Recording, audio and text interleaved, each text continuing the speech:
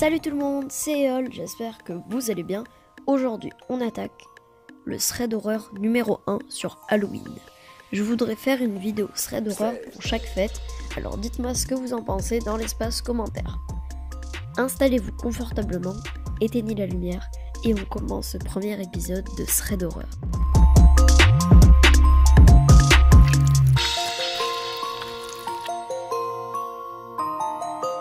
Je suis une femme, cet incident s'est produit quand j'étais à l'université.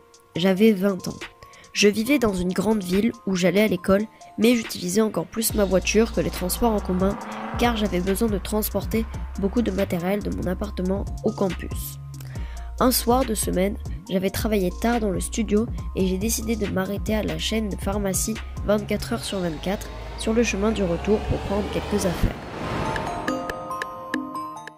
Il était assez tard, probablement 2h du matin, donc il n'y avait pas d'autres clients dans le magasin. Mais il y avait 2 hommes de mon âge environ. Après environ 3 minutes, un nouveau client est entré dans le magasin. C'était un homme, la trentaine, un peu nerveux.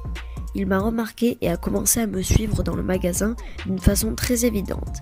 J'essayais de l'ignorer, de prendre mes affaires et de sortir de là. Il s'est approché de moi et a commencé à faire ce bruit. Comme s'il essayait discrètement d'attirer mon attention. Je n'arrêtais pas de l'ignorer, puis il a dit « Va te faire foutre !» et a quitté le magasin. Je me suis dit que peu importe, c'était bizarre. Lorsque j'ai payé, j'ai eu ce sentiment instinctif de demander au caissier s'il voulait bien me raccompagner à ma voiture, puisque ce type m'avait fait flipper. Le caissier a dit que c'était ok et on est allé au parking.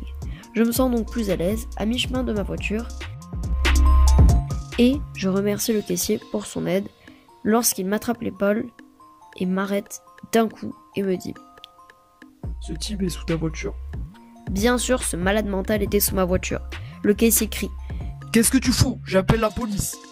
Le gars commence à sortir de sous la voiture et le caissier et moi avons couru de nouveau dans le magasin et il appela immédiatement les flics. Il s'est enfui avant l'arrivée des flics. Je me demande parfois ce qu'il m'aurait fait si je n'avais pas demandé au caissier de me raccompagner. Me prendre le pied ou me poignarder avec quelque chose. Pour les prochains threads d'horreur, je vais vous demander de fermer les yeux et de tout imaginer. Ce sera encore plus flippant, vous allez voir, surtout pour les 2 derniers.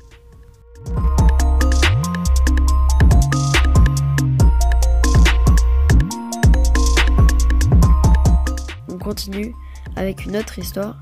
Il a grandi dans un pays du tiers-monde, le Pérou, et vivre dans de tels endroits signifiait craindre constamment pour sa vie à chaque seconde où l'on se trouve, à l'extérieur de la maison et parfois même à l'intérieur. Il devait avoir 10 ans à l'époque et des personnes faisaient des vérifications d'entretien de son immeuble.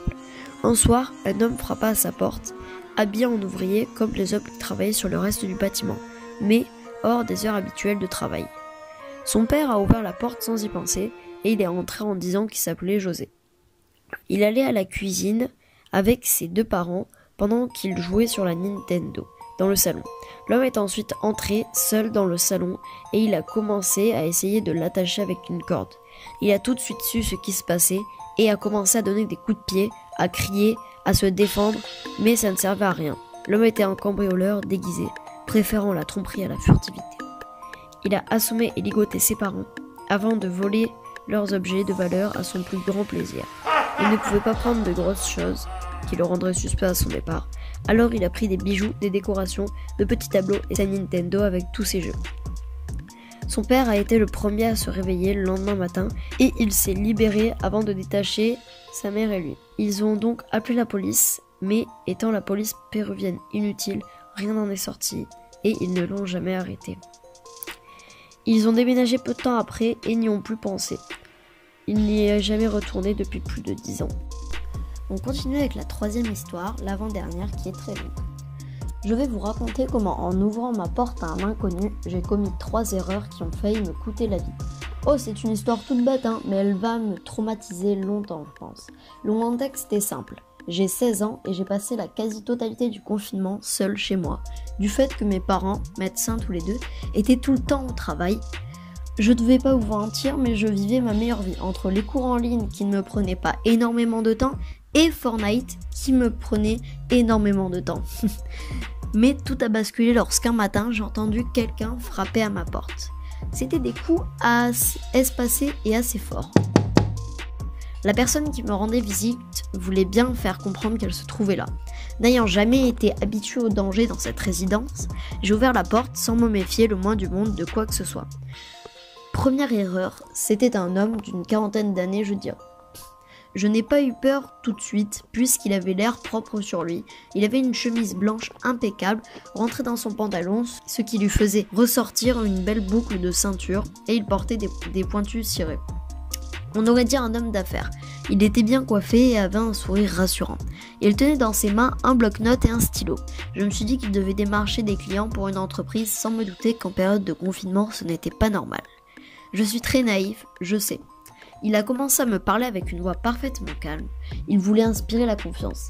Il m'a demandé si mes parents étaient là et a semblé satisfait que je lui réponde non. J'aurais dû me douter à ce moment-là que quelque chose n'allait pas. C'était ma deuxième erreur. Il m'a demandé comment se passait mon confinement.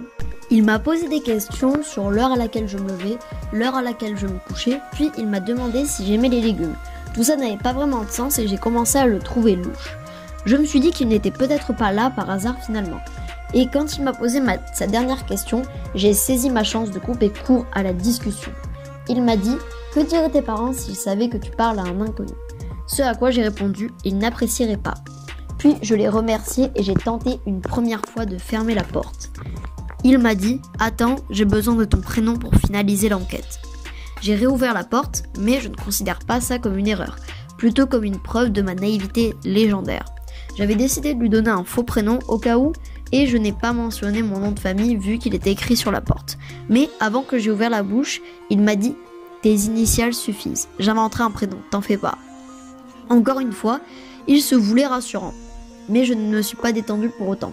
Il était vraiment louche, je lui ai rapidement dit « NS » dans l'espoir qu'il me laisse enfin tranquille. Mais bien sûr, il ne m'a pas laissé tranquille. Au contraire, il a franchi un cap qui m'a fait basculer dans la peur. Ces mots exacts ont été « N... » T'as pas une tête à t'appeler Nicolas toi, c'est trop simple. Je parierais sur Nathanaël. Je me suis figée sur place. Il faut savoir qu'absolument tout le monde m'appelle Nat, que ce soit ma famille, mes amis ou même mes profs à l'école. Mais mon véritable prénom est Nathanaël. Et ce mec venait juste de m'appeler par mon véritable prénom. Je refusais de croire à la coïncidence. Il était beaucoup trop bizarre. Je commençais sérieusement à flipper, mais j'ai gardé mon calme et tenté une deuxième fois de fermer la porte. Alors, il en a profité pour vite demander « Je peux utiliser tes toilettes ?» Je lui ai répondu « Je suis désolée, mais mes parents ne veulent pas que je laisse rentrer des inconnus. » Et j'ai fermé la porte dans une troisième tentative désespérée, en y mettant toute ma détermination cette fois. À mon grand désarroi, il a bloqué la porte avec son pied et il m'a dit d'un ton un peu plus sec « T'aurais pas quelque chose à boire au moins ?» J'étais très intimidée et je commençais à franchement angoisser. Je me suis dit que j'allais lui donner ce qu'il voulait pour éviter de le contrarier. Je lui ai dit de m'attendre pendant que j'allais lui chercher une bouteille d'eau, mais il n'a pas levé son pied de la porte pour autant. Et, voyant que je regardais dans cette direction, m'a déclaré calmement « Va me chercher de l'eau, tu fermeras ensuite », en se fendant d'un sourire malsain. J'avais très peur à présent, et je me suis résolue à lui obéir en attendant qu'il se décide à me laisser tranquille. Donc j'ai laissé la porte ouverte. C'était ma troisième et dernière erreur. Après quoi, je n'en ai plus jamais commise, et heureusement, puisque c'est sûrement ce qui m'a sauvé la vie. Je suis allée dans ma cuisine, puis sur le loggia pour récupérer un pack de bouteilles d'eau. C'est là que j'ai entendu le grincement caractéristique de ma porte qui s'ouvre, suivi du claquement caractéristique de ma porte qui se ferme. Je suis restée immobile quelques secondes, terrifiée, puis j'ai décidé d'agir par pulsion ou par instinct de survie sans doute. J'ai sorti mon téléphone, mais je n'ai appelé personne de peur que l'homme m'entende parler. J'ai aussi écarté l'idée d'envoyer un message à un ami craignant qu'il ne me prenne pas au sérieux ou qu'il ne voit pas mon message à temps. Et me laisse ainsi seule. C'est là que j'ai eu une idée. J'ai vu passer sur internet des infos sur le 114, numéro d'urgence pour les personnes sourdes et malentendantes. J'ai tenté le tout pour le tout, j'ai envoyé un message au 114 donnant mon nom, mon adresse, mon âge et la situation. Un homme bizarre venait de pénétrer chez moi alors que j'étais seule et je n'avais aucune idée de ses intentions. Mais mes sens me disaient qu'il ne me voulait pas du bien. J'ai envoyé le SMS en les suppliant de venir me sauver la vie. Le commissariat de mon arrondissement se trouvait à tout juste 100 mètres de chez moi. Alors j'ai coupé mon téléphone et j'ai décidé de gagner du temps en espérant que la police arrive vite. Bien évidemment, quand je suis revenue dans mon hall d'entrée, la porte était fermée et l'homme se tenait dans mon salon, regardant mes photos de famille, amusé. J'ai remarqué qu'il prenait soin de ne toucher à rien, ce qui ne me rassurait pas du tout. J'ai adopté un comportement normal pour essayer de l'amadouer, mais surtout pour comprendre ses intentions, que je pressentais très mauvaises. J'ai posé la bouteille d'eau près de lui et je lui ai dit « Vous ne vouliez pas aller aux toilettes ?» Il m'a répondu « Non, c'est passé », sans détourner le regard des photos et sans même considérer la bouteille d'eau. Apparemment, la soif lui était passée aussi. Je me suis mis une distance raisonnable, puis j'ai annoncé que moi, pour le coup, j'avais besoin d'aller aux toilettes. Donc, que j'allais m'absenter quelques secondes. Cette fois, il a tourné la tête vers moi et dans un sourire vicieux m'a dit « Tu peux laisser ton téléphone ici, s'il te plaît ?» Comme s'il voulait s'assurer que je n'utilise pas mon téléphone aux toilettes pour appeler quelqu'un au secours. Il ne se doutait pas que j'avais déjà demandé de l'aide. J'ai fait ce qu'il me demandait, ne voulant ni le brusquer, ni le contrarier. J'ai agi comme dans les films, comme un otage qui essaie de se connecter humainement avec son ravisseur. Et j'ai laissé mon téléphone sur la table basse avant de me précipiter aux toilettes. Là, j'ai pu relâcher la pression. Et j'étais sur le point de me mettre à pleurer en cherchant une solution pour m'en sortir. Mes parents ne rentraient pas avant 21h ce soir et si la police ne venait pas, j'étais totalement livré à moi-même. Je ne sais pas combien de temps je suis resté assis. Les jambes repliées sur le sol de mes toilettes, mais ça a sans doute duré un moment puisque j'ai été tiré de mes pensées par de légers coups sur la porte. C'était lui qui me demandait « Est-ce que tout va bien ?» J'ai répondu précipitamment « Oui, oui !» Puis j'ai tiré la chasse d'eau et j'ai soufflé un grand coup avant de ressortir, persuadé que j'allais mourir aujourd'hui. Il n'était plus derrière la porte et avait regagné le salon. Je me suis lavé les mains avant de retourner face à lui, sans avoir trouvé la moindre solution, sauf celle de me jeter sur la porte et de courir le plus loin possible de mon appartement. Je me suis approché de la porte et je l'ai discrètement ouverte en oubliant l'idée de m'enfuir de peur qu'il me rattrape et décide de me punir. J'ai continué mon plan de ne montrer aucun signe de panique. J'ai réintégré le salon et là, douche froide. Cet homme qui s'était introduit chez moi malgré mon refus, cet homme au comportement plus que bizarre qui me donnait une allure dangereuse, tenait dans sa main une machette. Cette machette appartenait à mon père. Elle avait été rapportée du Maroc par ma grand-mère et avait été exposée sur un meuble de la salle à manger en guise de décoration. L'homme passa le doigt sur la lame et dit « Elle n'est pas très aiguisée, hein ?»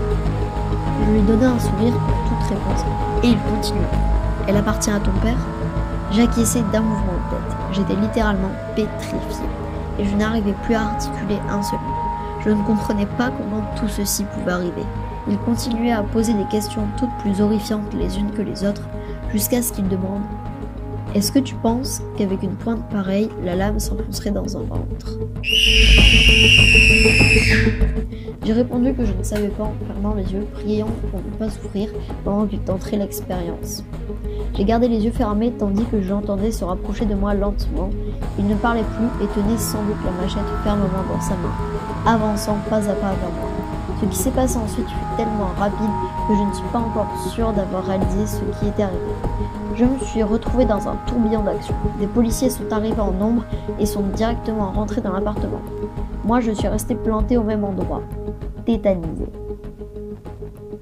Pendant que l'homme ouvrait la baie vitrée de mon balcon, j'habite au premier étage, alors je présume qu'il s'est glissé sur le balcon du rez-de-chaussée avant de sauter. Les policiers sont partis à sa poursuite, tandis que d'autres sont restés avec moi pour que je leur explique ce qui venait de se passer. J'ai mis presque 1 heure à parler tant j'étais en état de choc, et les policiers m'ont finalement appris que cet homme était suspecté d'agression sur une jeune fille selon un mode opératoire similaire. La jeune fille avait le même âge que moi, il s'était introduit chez elle et l'avait attaquée avec une batte de baseball que le père de famille avait ramenée des États-Unis. Heureusement, elle s'en était sortie et a pu donner une description de son agresseur à la police. Description qui correspondait à celle de l'homme qui venait de s'enfuir par mon balcon. Mais ce qui me glace encore plus le sang, c'est que les parents de cette jeune fille de 16 ans faisaient aussi partie du personnel soignant. Elle gardera sans doute de la rencontre de cet homme, tout comme moi, un sacré traumatisme. PS, la police n'a toujours pas retrouvé cet homme et aucune empreinte n'a pu être relevée chez moi, vu qu'il n'avait rien touché à part la machette qu'il a gardée avec lui. Waouh, je sais pas ce que vous en pensez, mais moi je vais mal dormir ce soir. Enfin, si je dors, hein, parce que c'est Halloween. Mais bon, moi je vous souhaite une bonne nuit, hein, après ça. On va passer avec un autre truc, un autre thread d'horreur. Et j'ai envie de vous dire, vous savez, je vais faire un thread d'horreur pour chaque fête, comme je vous ai dit en début de vidéo. Mais je vais aussi faire un truc. En gros, pour chaque vidéo thread d'horreur, il y aura une des histoires qui se passera durant la période de la fête. Et donc là, j'en ai trouvé un qui se déroule le 16 octobre 2017. Parce qu'on est dans la période de Halloween, donc dans la période octobre. Donc, le 16 octobre 2017 est un jour particulier puisque un ouragan du nom d'Ophélia est arrivé en Bretagne et nous a apporté du sable et des poussières du Sahara, provoquant un ciel sombre, jaunâtre et une atmosphère qui se rapproche de la fin du monde. Cette année-là, je n'étais qu'en 4e au collège et j'étais très peu informée sur les actualités en général. Et donc je ne savais pas qu'il y allait avoir cet événement qui au début m'a bien fait flipper. En plus, les professeurs ne nous ont pas du tout informés sur cet événement et donc nous laissaient dans l'incompréhension la plus totale. Et les parents ne le faisaient pas non plus.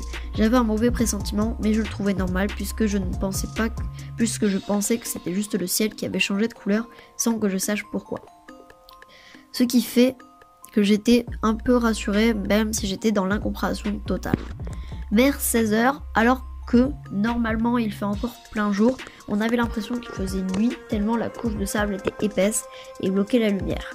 C'est un détail qui a une vraie importance. Je termine les cours vers 16h40 et le temps de sortir, je sors vraiment du collège à 17h puisque j'avais des papiers à donner et qu'il y avait une file d'attente interminable. Heureusement que c'est un pur hasard.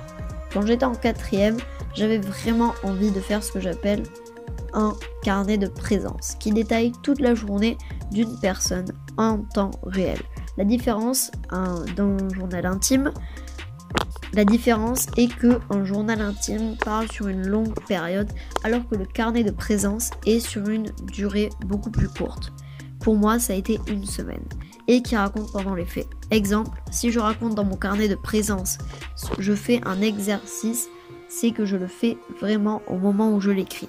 Pareil pour quand je fais un oral en espagnol ou même une éval. C'est difficile mais j'aime bien. C'est notamment grâce à celui-ci que j'ai autant de détails, même s'il peut en manquer. Donc le 16 octobre 2017 à 17h, il fait vraiment nuit, comme s'il était 21h. J'ai pris pour habitude de rentrer seule chez moi, à cause des horaires tardifs de mes parents qui essaient tant bien que mal de s'occuper de moi. Le chemin est relativement court, environ 15 minutes à pied, et comme j'aimais bien les ambiances de nuit, j'ai décidé de partir découvrir un peu des endroits de la ville, où j'habite sans prendre trop longtemps. Aïe, il y a un chemin qui mène à une minuscule forêt. Tellement petite qu'il était impossible de se perdre car il y avait aussi des maisons aux alentours et des lampadaires. Je vois l'endroit où se passera la course parrainée qui a lieu autour d'un étang derrière le collège. Pour ceux qui ne savent pas ce qu'est qu'une course parrainée, c'est une course qui, dans le cas de mon collège, sert à financer le collège pour les sorties scolaires, en faisant courir les élèves autour d'un point, l'étang. Les parents misent une somme d'argent qu'ils doivent donner en fonction des tours que fera l'élève. Si la mise des parents est de 5 € et que le tour des enfants et que le nombre de tours est de 7, 5 x 7 est égal à 35. Les parents doivent donner 35 € au collège. Comme il a plu peu avant le 16 octobre et que le terrain est fait de terre, le sol est en partie glissant. Et malheureusement, je trébuche en me faisant mal à la mâchoire et à l'épaule droite. Avec plein de boue sur mes vêtements, je trouve un passage qui me mène à une rue des habitations, mais à un moment il n'y avait plus de trottoir à cause des voitures. Donc je marchais sur la route. Personne. Le détail de l'ouragan Ophélia fait quand même que les lampadaires sont allumés à 17h. Je suis le chemin de la route jusqu'à arriver à un endroit qui divise la rue en deux. Un autre cette fois, petit étang qui est dans l'intersection avant de rejoindre d'autres habitations. Il n'y a personne. Je reconnais ce chemin puisque j'y suis déjà passé avec un ami et m'a montré ce fameux étang. Cet étang a deux particularités. La première, c'est qu'il est caché derrière un énorme buisson et qui me fait face lorsque je sors de la rue où j'étais. Le deuxième est que malgré qu'il soit un étang, il est quand même profond dans le sol.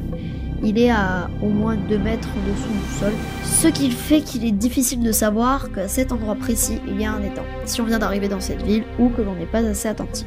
Je décide de passer derrière l'énorme buisson pour voir l'étang, toujours éclairé par des lampadaires, sans non plus m'apporter jusqu'à pouvoir toucher l'eau. Je vois un truc qui brille grâce aux lampadaires, mais bizarrement comme s'il était long et horizontal, et surtout qu'il ne touchait pas le sol. Je m'approche pour voir ce que c'est et je remarque que c'est une valise noire dont la poignée sort de l'étang. C'est la chose brillante et horizontale que j'avais vue. Je m'approche encore pour aller la retirer de l'étang, mais à proximité de la valise, je ressens un blocage. Comme si mon corps m'interdisait d'aller récupérer cette valise à cause d'un mauvais pressentiment que j'avais ressenti la dernière fois, mais beaucoup plus fort. Incapable d'aller récupérer la valise, je quitte l'étang et décide de rentrer chez moi. J'arrive dans une zone où il y avait beaucoup de voitures et de cars, puisqu'un notre collège se situe pas loin de là où je suis. J'avais l'impression que quelqu'un me suivait et à plusieurs reprises je me suis retournée sans pouvoir savoir qui me suit et où il est. Je quitte cette zone et j'arrive proche de chez moi, car j'habite juste à côté d'un monument historique, à savoir pour moi à côté des remparts qui protégeaient la ville au Moyen-Âge. Il y a 2 chemins possibles. Soit je fais le tour des remparts mais je prends plus de temps, soit je vais dans les remparts mais il y a beaucoup de monde et je ne suis pas sûre que ça soit tout aussi rapide. Avant de choisir, je me suis retournée et j'ai vu quelqu'un se cacher derrière une poubelle verte assez distinctement.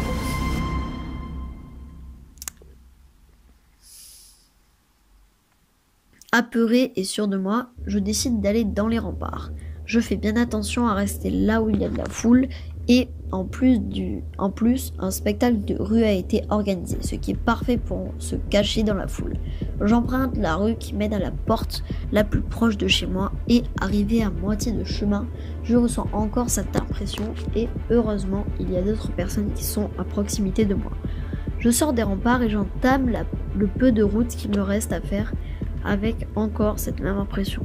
J'arrive devant la porte de chez moi, ou plutôt celle de mon appartement. Je me sens enfin en sécurité et je rentre chez moi. J'écris aussi tout ce qui s'est passé dans mon carnet de présence. Ma mère rentre à 18h et mon père 30 minutes après. Lors du dîner, mon père parle d'un homme qui aurait attendu dans le couloir de l'appartement et qui aurait soi-disant perdu ses clés et attend sa femme pour aider. En plus, ils sont nouveaux dans l'appartement. Ma mère dit qu'elle l'a aussi vu, mais proche de la porte d'entrée de l'appartement et qu'il est rentré dans le couloir avec elle. Et elle vient de se rappeler que l'appartement est complet et qu'il ne peut pas habiter dans cet appartement. Je leur raconte ensuite ce que j'ai vécu, surtout que quelqu'un m'a suivi. Ils comprennent rapidement et partent voir à l'œillet de la porte. Il était encore là. Et oui, ma mère appelle la police et les policiers récupèrent l'homme. 3 semaines plus tard, on apprend qu'il s'agissait d'un tueur en série qui venait de faire une nouvelle victime. Waouh! Bon, j'espère que ce thread d'horreur vous aura plu. En tout cas, si c'est le cas, n'hésitez pas à mettre un pouce bleu et à vous abonner. Si vous avez des trucs à me dire, des bégaiements que j'ai fait ou n'importe quoi, mettez-le moi dans l'espace commentaire, ça m'aidera toujours pour m'améliorer. En tout cas, moi je vous dis à la semaine prochaine pour une prochaine vidéo.